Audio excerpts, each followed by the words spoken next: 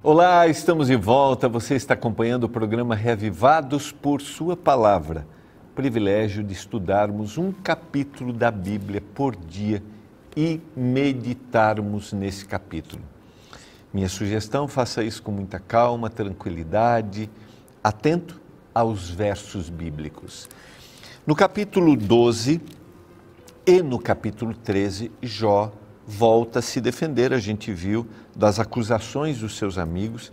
No capítulo 13, a gente viu ontem, ele defende sua integridade. Nós estamos estudando o livro de Jó, um homem que perde tudo de uma hora para outra e também sua saúde está debilitada, perde sua saúde, seu contexto familiar, seus bens, e agora é contestado pelos amigos, dizendo que ele havia cometido algum pecado. Há uma associação direta de que o sofrimento estava associado a alguma falta, algum erro. E no capítulo 14, Jó vai fazer uma belíssima reflexão, dentro de uma estrutura poética, sobre a brevidade da vida. E quando eu falo sobre esse tema, brevidade da vida, eu gosto de usar a expressão até parece que foi ontem. E talvez você, como eu, que já viveu um pouquinho mais, você pode dizer isso. Até parece que foi ontem que você casou, não é verdade? Até parece que foi ontem que seus filhos nasceram.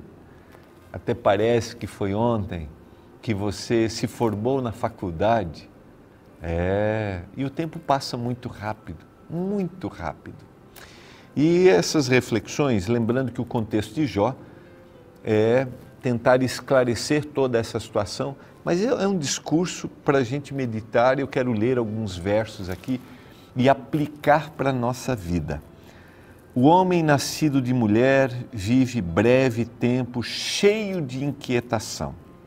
Nasce como flor e murcha, foge como a sombra e não permanece.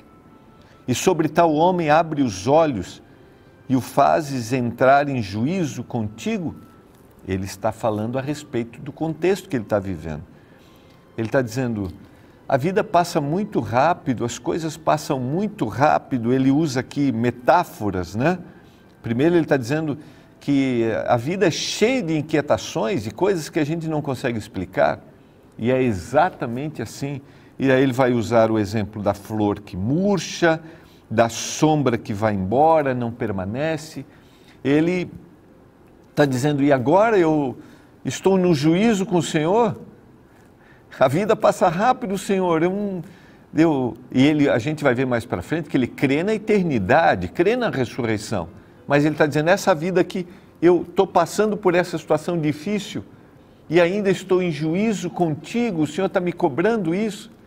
Eu gosto desse abrir do coração de Jó. E ele continua dizendo, visto que os seus dias estão contados, contigo está o número dos seus meses, tu ao homem puseste limites, além dos quais não passará. É um desabafo, mas é um desabafo profundo de verdades. Desvia dele os olhares para que tenha repouso, sobre essa ótica de que Deus estava punindo, né? Que isso era uma punição divina de forma injusta. Até como o jornaleiro tenha prazer no seu dia, porque há esperança para a árvore, pois mesmo cortada ainda se renovará, e não cessarão os seus rebentos. E ele compara, se envelhecer na terra, a sua raiz e no chão morrer o seu tronco, ao cheiro das águas brotará e dará ramos como a planta nova. Ele se compara, até a árvore, Senhor, vai continuar, vai ter. Eu não, o homem não. O homem, porém, morre, diz o verso 10. Morre e fica prostrado. Expira o homem, e onde está? Então ele está falando aqui sobre esse processo que é bem legal a gente analisar, é um outro tema, né? É um processo sobre o estado do homem na morte, expira, sai o fôlego de vida, o espírito. Eclesiastes, Salomão vai dizer isso lá em Eclesiastes capítulo 12, verso 7, né? O pó volta para a terra de onde era e o fôlego de vida volta para Deus. Como as águas do lago se evaporam e o rio se esgota e seca, assim o homem se deixa e não se levanta enquanto existirem os céus. Não acordará, nem será despertado do seu sono. Vejam só, ele está falando sobre o estado, a consciência do homem na morte. E aqui entra um tema bem interessante. Ele quer viver. Senhor, a vida passa muito rápido, é como uma flor que murcha, seca.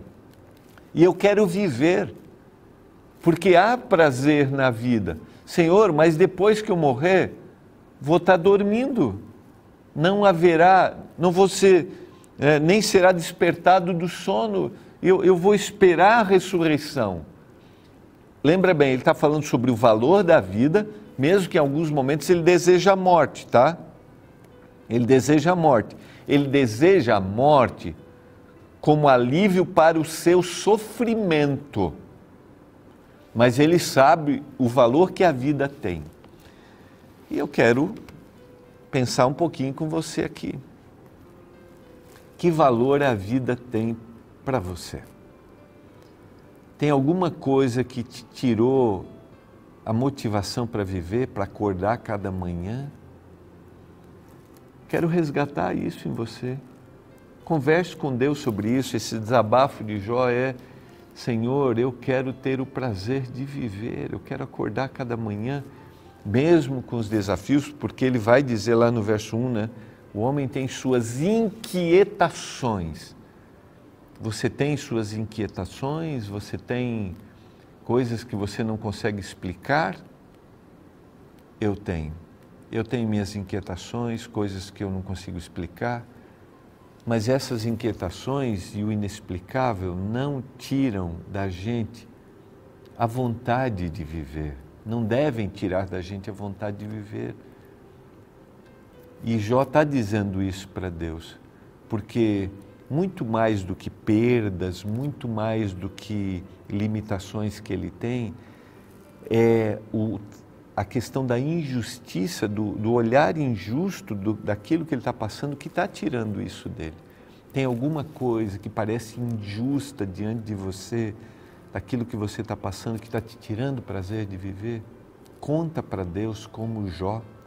Diga isso para o Senhor. E é claro, vamos fazer a aplicação aqui de princípios do estado do homem na morte, que são importantes para a gente entender. Jó está apresentando que a morte é um sono. No verso 13 ele vai dizer: que me encobrisses na sepultura e me ocultasses até a tua ira, se fosse, me pusesses um prazo e depois te lembrasses de mim. Por quê? Porque ele gostaria que aquela situação fosse justificada diante de todos, porque era injusto para ele. Verso 14: morrendo o homem, porventura tornará a viver?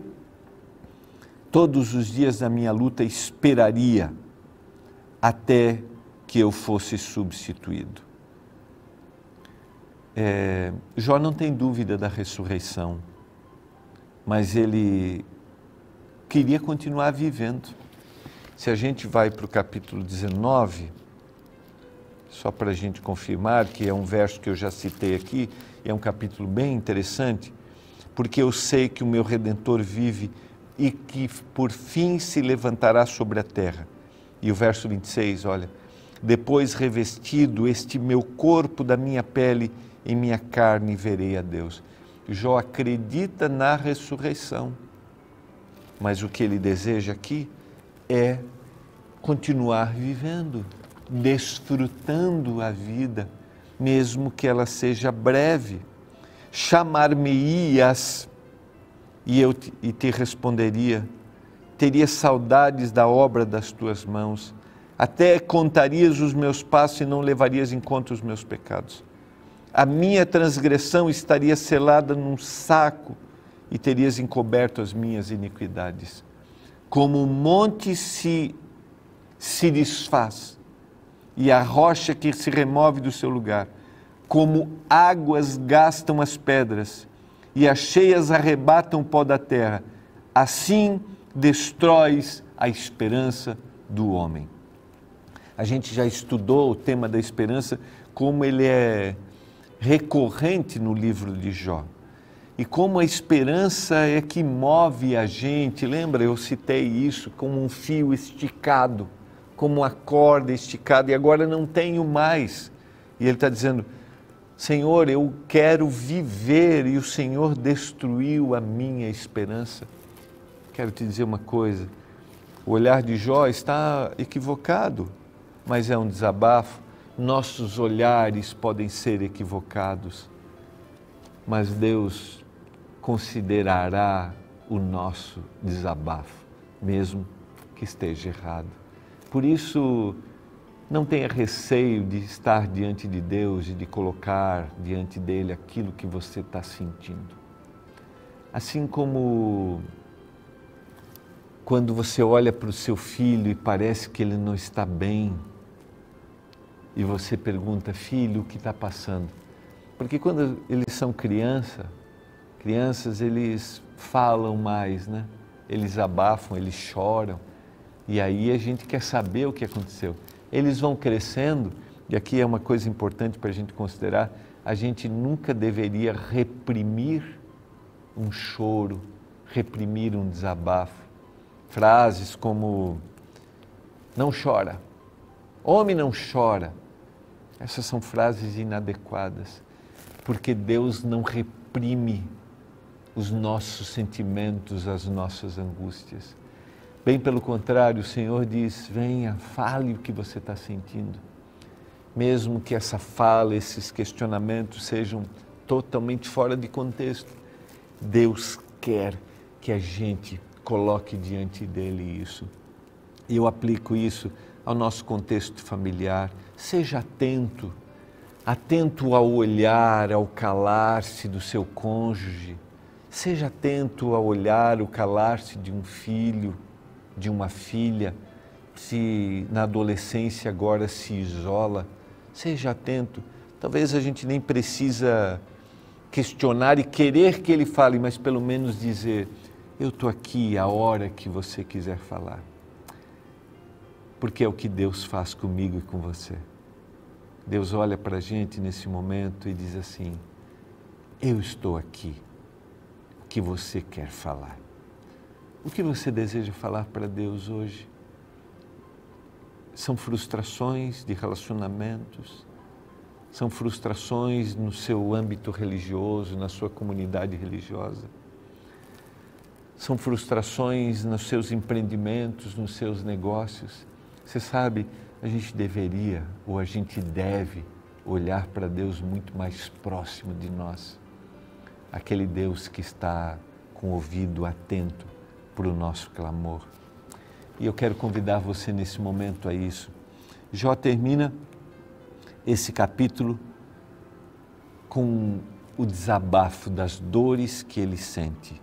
Os seus filhos recebem honra e ele não sabe, aquele que está dormindo, aquele que está morto. São humilhados e ele não percebe.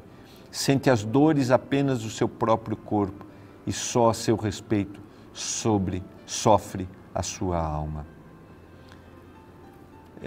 Em realidade, ele está falando aqui do contexto que está lá no verso 20, que é Deus olhando para ele, para os seus filhos, e parece que Deus está sendo insensível. Tu prevaleces para sempre contra ele e ele passa. Mudas-lhes o semblante e o despedes para o além. E aí ele vai dizer, os seus filhos recebem honras e ele não sabe, são humilhados e ele não percebe. Ele sente as dores apenas de seu corpo e só a seu respeito sofre a sua alma. Eu quero nesse momento orar. Queria dizer que Deus não é insensível à sua dor. Deus não é insensível ao seu sofrimento. Deus sabe o que você está passando neste momento. Você deseja abrir o seu coração agora? Vamos orar por isso. Pai do céu, obrigado porque o Senhor está atento à nossa dor e ao nosso sofrimento, à nossa angústia. Nós abrimos o coração para Ti nessa hora. Ouve o nosso clamor. Eu oro por cada um dos nossos telespectadores. Em nome de Jesus. Amém. Foi um privilégio, uma alegria estar com você. Que Deus continue abençoando sua família e nós nos encontramos amanhã em mais um Reavivados por Sua Palavra. Estudaremos Jó capítulo 15.